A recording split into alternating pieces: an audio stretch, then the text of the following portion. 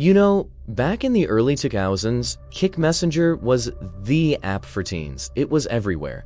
But what started out as a simple way for friends to connect, well, it took a really dark turn.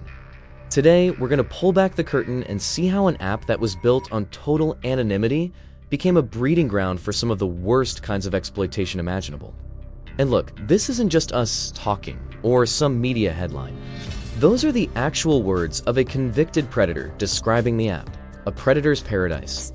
It's a really chilling phrase, and honestly, it sets the stage perfectly for everything we're about to unpack. So let's start right there. How on earth does an app that's marketed to teenagers become so dangerous that a criminal would literally call it a paradise? That's the big question, and that's what we're tackling in this first section. Okay, first, you have to understand who's actually on the app. And this might shock you. Even with all the horror stories and warnings, a staggering 70% of Kik's users are between 13 and 24 years old. So this isn't some fringe app in a dark corner of the internet. We're talking about a platform dominated by kids and young adults.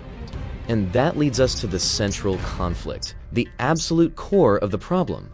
You have an app marketed directly to teens, but its entire foundation was built on absolute total anonymity. It created the perfect storm, a place where the very people who would prey on kids could thrive. And let's be clear, this wasn't some mistake, it was a fundamental design choice. So the danger on Kik isn't just a bug or an unfortunate side effect. It's literally baked into the app's code, into its architecture. These specific design choices created what experts have called an identity vacuum. The key idea here is something called pseudonymity. Now, unlike other apps like WhatsApp or Signal that tie your account to a real phone number, Kik was different. All you needed was a username and an email address, and that email didn't even have to be verified. This means you could create endless disposable burner accounts with absolutely no link to a real person. You become completely untraceable. And this table here really breaks down the devastating consequences of those choices. No phone number? That means untraceable accounts for predators. Messages that get deleted forever when you log out? That means evidence just vanishes into thin air. A feature literally called Meet New People? That's a direct pipeline connecting kids to unvetted strangers. And on top of it all, very limited moderation meant that when bad things happened, the response was painfully slow. You see, every single feature that was supposedly for privacy created a massive loophole for exploitation. Now, we have to talk about the real-world impact of all this, because this isn't just a technical debate about app design or a dry legal argument. This is about the devastating human cost that happens when digital anonymity leads to real-world violence and tragedy. And there's no more haunting example of this than the story of Nicole Level. She was a 13-year-old girl who was being bullied at school, and she turned to Kik looking for friendship, for a connection. Instead, she connected with a user named Dr_Tombstone, who turned out to be an 18-year-old college student. And within just a few weeks of that first message, she was lured from her home and murdered. Her case became this tragic, heartbreaking symbol of the platform's hidden dangers. Nicole's story is absolutely horrific, but the terrifying thing is it's not an isolated case. Look at this number. In just the first 6 months of 2025, the National Center for Missing and Exploited Children got over 500,000 reports of online enticement or digital grooming. That's not a typo. It just goes to show you the massive, massive scale of the crisis that platforms like Kik have helped fuel. And if all that wasn't bad enough, the threats on Kik evolved beyond just individual predators. They grew into something far more organized and, frankly, more disturbing. Nihilistic, violent extremist networks. We're talking about groups like 764, which have no political ideology, no religious cause. Their only goal is chaos and violence for its own sake. And the methods these groups use are just horrifying. They use blackmail to force minors to do things like carve group symbols into their own skin on live video. They make kids torture and kill animals to become members. And they pass around so-called gore media and child abuse material to desensitize and radicalize new recruits. It got so bad that in 2023, the government of Canada officially designated 764 as a terrorist entity. That's how serious a threat grew out of this messaging app. So, the scale of this violence raises a really obvious question. How were they not stopped? Why wasn't anything done? Well, that question takes us from the human cost right into the legal battlefield and the massive struggle to apply old laws to these new, very modern digital dangers. And the main roadblock has almost always been this: Section 230 of the Communications Decency Act.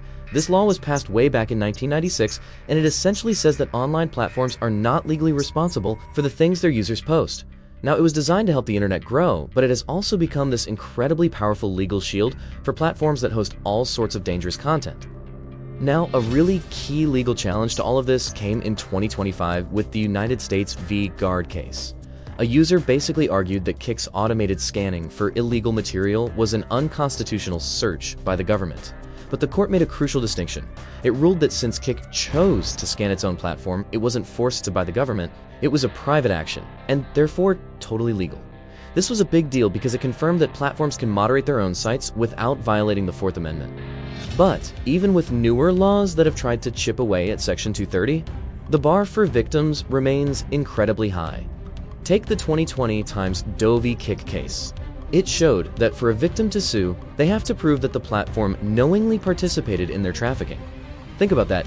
That is an almost impossible standard to meet, and it leaves platforms with that same powerful legal shield pretty much intact.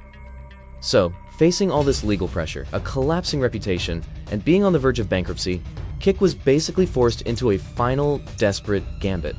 And this brings us to its recent attempt to completely reinvent itself from the ground up.